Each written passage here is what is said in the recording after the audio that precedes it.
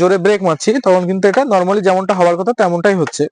আর যে আমি আস্তে আস্তে ব্রেক মারছি দেখো পুরো লিভারটা কিন্তু একদম লাস্ট পর্যন্ত চলে আসছে। সব গাড়িতে কিন্তু আমরা 6 মাসের গ্যারান্টি দিয়ে থাকি। Hey guys, welcome back to my channel bike mechanic Firoz. তো গাইস, আজকে আমাদের কাছে যে রয়্যাল এনফিল্ড গাড়িটা হচ্ছে ডিশের সমস্যা। তো ডিশ হচ্ছে বর্তমান সময়ে সবথেকে লেটেস্ট ব্রেকিং সিস্টেম, আর এইটা মেইনটেনেন্স না করলে নানান ধরনের সমস্যা দেখা যেতে পারে। আমি দেখাই গাড়িটার কি সমস্যা হচ্ছে। গাড়িটা দেখো, চাকাটা আমি পাক দিচ্ছি একদম ফ্রি আছে, আর ব্রেক মারলে কিন্তু এরকম দাঁড়িয়ে যাচ্ছে, ব্রেক মারলে দাঁড়িয়ে যাচ্ছে, প্রতিবারে দাঁড়াচ্ছে। এই কাছে দেখাও, এই দেখো যখন আমি এটা জোরে ব্রেক মারছি তখন কিন্তু এটা হার্ড হচ্ছে। উপর থেকে দেখো, এটা যখন জোরে ব্রেক মারছি তখন কিন্তু এটা নর্মালি যেমনটা হওয়ার কথা তেমনটাই হচ্ছে। আর যে আমি আস্তে আস্তে ব্রেক মারছি দেখো পুরো লিভারটা কিন্তু একদম লাস্ট পর্যন্ত চলে আসছে। আর এই সময় যখন আমি পুরো লিভারটা যখন লাস্ট পর্যন্ত চলে আসছে তখন যদি আমি চাকাটা পাক দেই তখন কিন্তু চাকাও ঘুরবে। দেখো এদিকে কিন্তু ব্রেক মারা, আবার এদিকে চাকাও ঘুরছে। সমস্যাটা সাধারণত হয় এর ভিতরে যে বকেট কিটটা আছে যেটা অয়েলটাকে পাম্প করে, সেই বকেটের থেকে। তো আমরা এটা খুলবো, দেখবো যে সমস্যাটা আসলে কি হচ্ছে। এখানে দেখো, এখান থেকে কিন্তু অয়েলও লিকেজ করছে না, ঠিক আছে। যে এখান থেকে অয়েল লিক হচ্ছে তার জন্য কিন্তু বকেট সরে যাচ্ছে, ফুল চেপে যাচ্ছে, অয়েলেরও লিকেজ করছে না।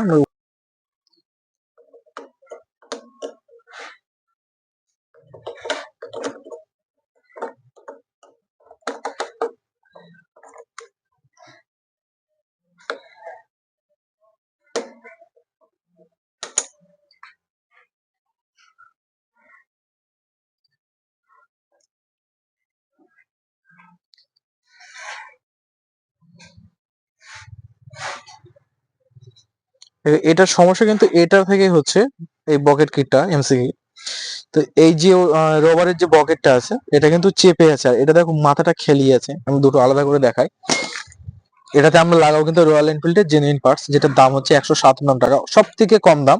সমস্ত বাইক কোম্পানি থেকে সব থেকে কম দাম হচ্ছে রয়্যাল এনফিল্ডের মাস্টার সিলিন্ডার কিট।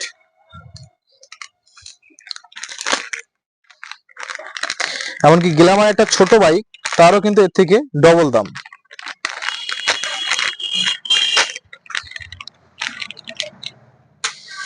এখানে দেখো এর এই মাথাগুলো খেলিয়ে আছে, রবারের প্রতিটা মাথা কিন্তু খেলিয়ে আছে। আর যেটা গাড়িতে ছিল সেটা রবারের মাথাগুলো কিন্তু চেপে গেছে, যার কারণে অয়েলটাকে ভালোভাবে এরকম ভাবে পাম্প করতে পারছে না, ঠিক আছে। তার ফলে কিন্তু ফেল্ড হচ্ছে। তো আমরা এটা নতুনটা সেট করে, এটা ওয়াশ করে নতুনটা সেট করে তারপরে দেখাচ্ছি সমস্যাটা সমাধান হচ্ছে কিনা।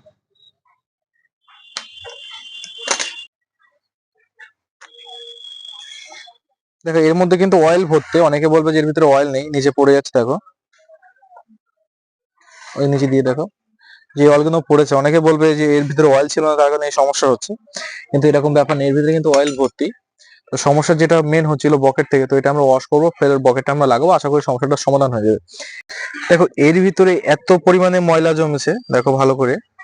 এই অবস্থায় কিন্তু আমরা লাগালে খালি বকেটটা বার করে নতুন বকেটটা ঢুকিয়ে দিলে কিন্তু গাড়ি আবার আগের মতো ব্রেক করতো।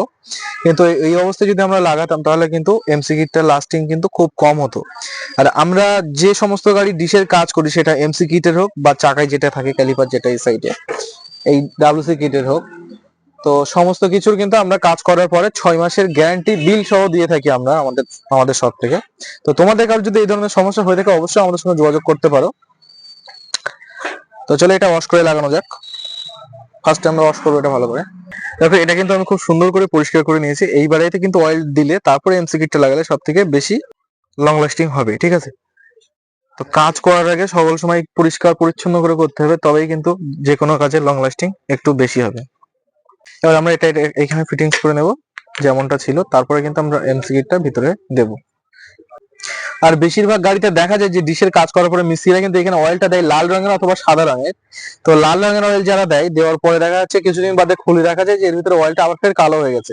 এটা হওয়ার কারণ হচ্ছে যে মিস্ত্রি ভাই ওই লাল রঙের অয়েলটা দেওয়ার পরে কালো হয়ে যায়, ওই অয়েলটাই হচ্ছে 2 নম্বর অয়েল, ঠিক আছে, যার কারণে কিন্তু কালো হয়ে যায়।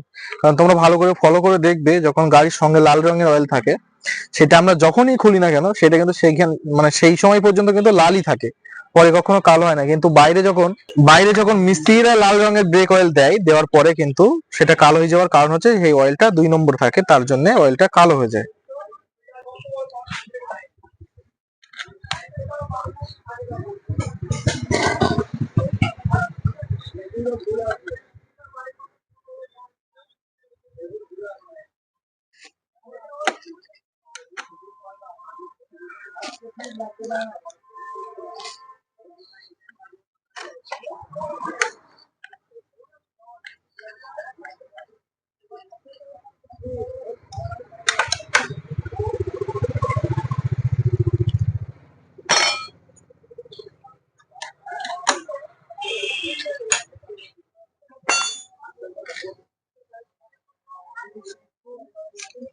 তো এখানে দেখো আমরা কিন্তু এই পুরনো এমসিকিটটা এটা ছিল, আর নতুন কিন্তু এটা, যেটা হচ্ছে রয়্যাল এনফিল্ডেরই অরিজিনাল ফের আবার একবার দেখালাম।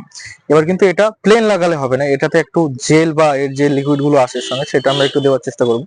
দেখো এইখানে কিন্তু এমসি কিট বা ডাব্লিউসি কিট লাগানোর একটা গিরিশ আসে আলাদা, যেমনটা এর সঙ্গেও দেওয়া থাকে। দেখো এক এক কোম্পানি এক এক রকম দিয়ে থাকে, তো আমাদের কাছে আছে বলে আমরা কি করলাম, এখানে কিন্তু এটা অন্যরকম একটা জেল টাইপের হয়, যেটা আমরা চাকাতে গ্রিস করি বা অন্যান্য গ্রিস, কিন্তু এটা সেই গ্রিস নয়, এটা হচ্ছে আলাদা একটা লিকুইড টাইপের।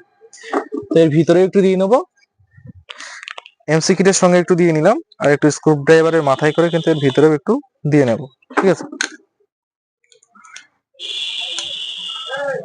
তাহলে কি হবে, শুকনো জায়গায় কিন্তু বকেট, এটা তো রবারে হয়ে থাকে, বকেটটা স্লিপ করবে না, কেটে যাওয়ার চান্স থাকে এটা দিলে, আর এর গায়ে অয়েলও টাচ হয় না, সঙ্গে কেটে যাওয়ারও চান্স থাকে না।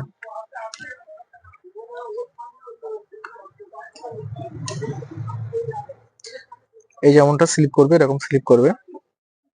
গাইজ দেখো এখানে কিন্তু আমি লকটা সুন্দর করে লাগিয়ে দিয়েছি। অনেক মিস্ত্রি ভাইরা আমি দেখেছি যে আমি খুলেছি তবেই আমি দেখতে পেয়েছি যে এই এমসি কিট লাগানোর পরে এই লকটা দেয় না, লকটা না দিলে কিন্তু এমসি কিটটা সব থেকে ফার্স্ট নষ্ট হয়। ঠিক আছে, মানে সব থেকে তাড়াতাড়ি খারাপ হয়, তো লকটা অবশ্যই লাগানো জরুরি, কোম্পানি কোনো কিছু ফাও দেয় না। ঠিক আছে, তো এই লকটার জন্য কিন্তু কোম্পানি এর মধ্যে 2-5 টাকা ধরে রাখে।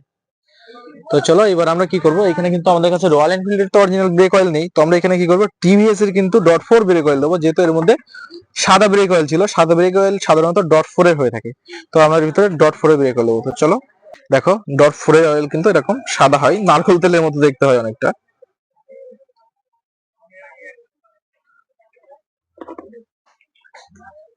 এই যেমনটা দেওয়া হলো ঠিক খোলার সময় তেমনটাই বার হবে আমরা যে অয়েলটা দেবো।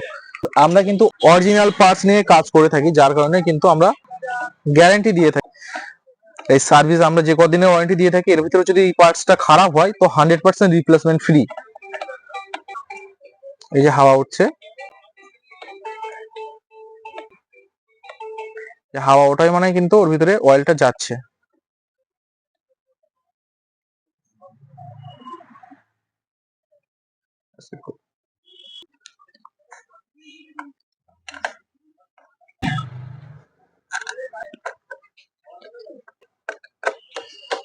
দেখো আমি যখন এর আগের বার দেখাচ্ছিলাম সেই সময় কিন্তু এই আস্তে করে চাপলে কিন্তু নিচে চলে আসছিল, একদম এই পর্যন্ত চলে আসছিল, গায়ে ঠেকে যাচ্ছিল।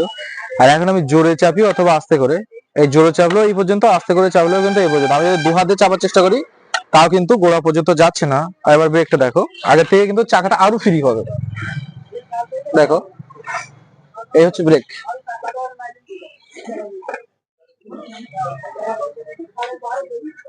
তো ব্রেক যখন আমাদের অনেকের সবার গাড়িতে এই সমস্যাটা কিছু কিছু টাইম দেখা দেয়, সেটা পিছনের ব্রেক হতে পারে বা সামনের ব্রেক।